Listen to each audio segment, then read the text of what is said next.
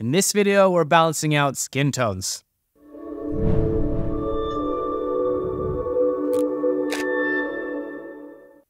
Howdy everyone, today we're going to take a look at color adjustments to get us some skin tones that actually look real.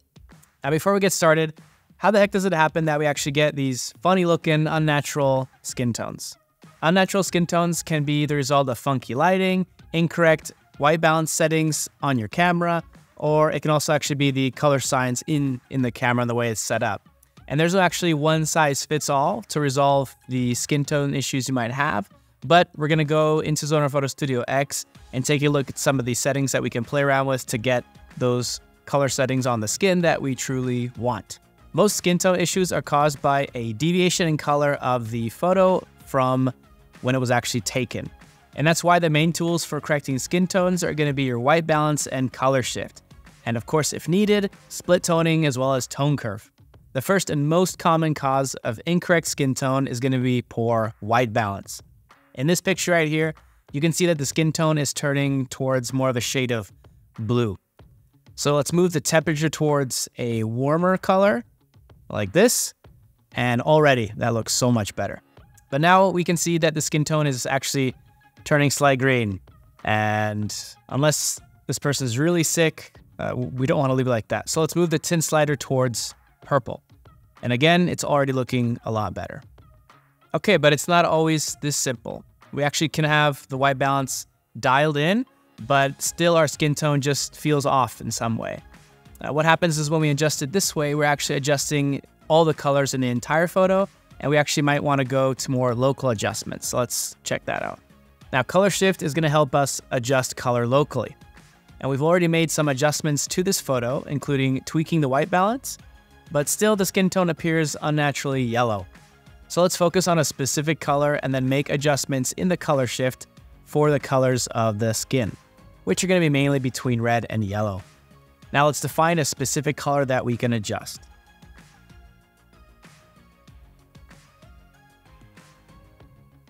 Again, the skin tone is going to turn a bit of an unnatural yellow. So let's move it slightly towards red.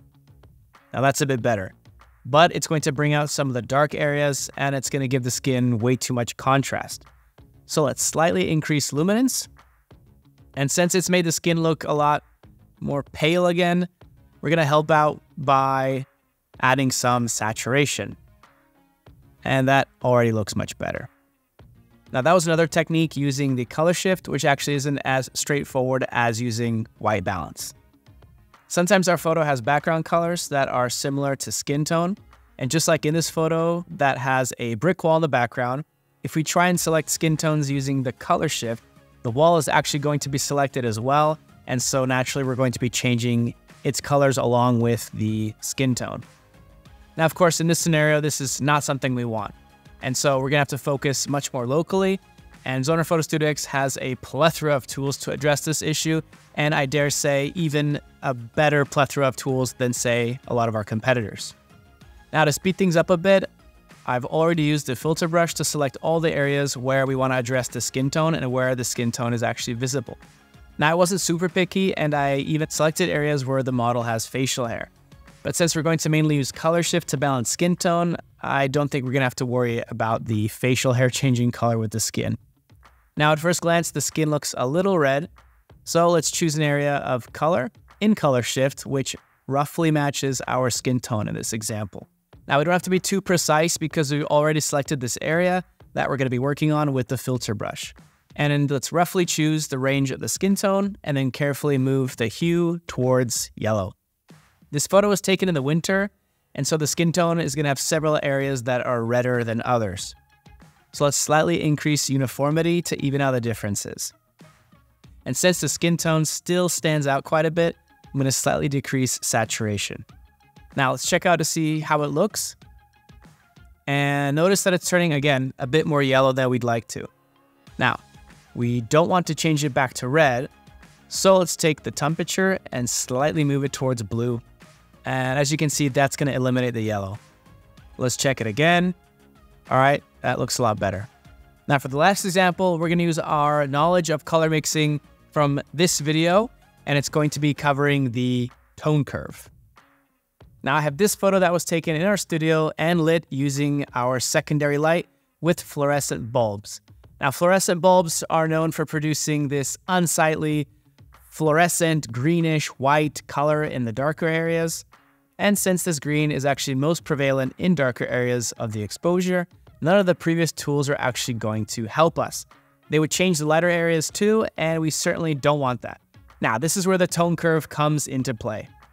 Now I'm going to choose the green color channel, and somewhere below the midtones, we're going to subtract green.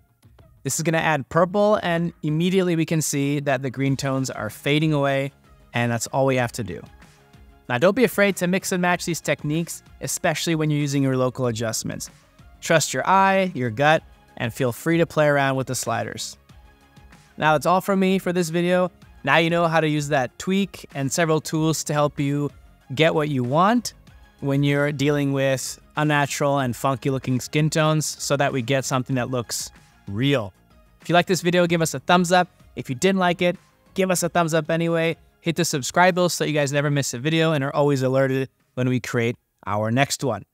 Have a good day. See you guys in the next one. Until then, take care. Ciao.